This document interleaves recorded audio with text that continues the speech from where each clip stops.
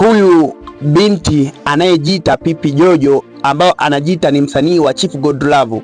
Yaani huyu mtoto anaongea uongo, haendi mbinguni, uongo wake haumsaidii kitu. Yule mtoto ana wazazi wote, baba na mama, ila yule mtoto amefukuzwa nyumbani kwa vitendo vyake vibaya. Mtoto yule alisomeshwa kufika form 4, mtoto yule akaanza mambo ya ajabu, kutembea na wanaume kinyume na maumbile kwa sababu walimdanganya kuna fedha. Yule mtoto amekimbia Mbeya kwa sababu anatafutwa na polisi. Mtoto yule amekimbia Mbeya kwa sababu anauza madawa ya kulevya, anatembea. Chief Godlove mwenyewe yule, sawa, ndio yule aliyemsababishia mtoto akatoroka wapi? Mbeya, asiishi vizuri na wazazi. Yeye anatembea na matajiri ili wampe pesa, fedha, anatembea kinyume, anafanya mapenzi kinyume na maumbile.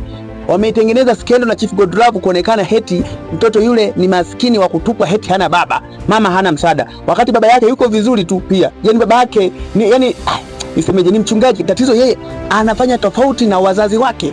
Anafanya mapenzi kinyume na maumbile, tena kuja kulialia mitandaoni. Wametengeneza skendo na Chief Godlove ili ionekane anahitaji msaada. Lini Chief Godlove alisaidia msanii akamsaini? Ni upumbavu watoto wa saizi kweli, kizazi cha saizi kimepotoka.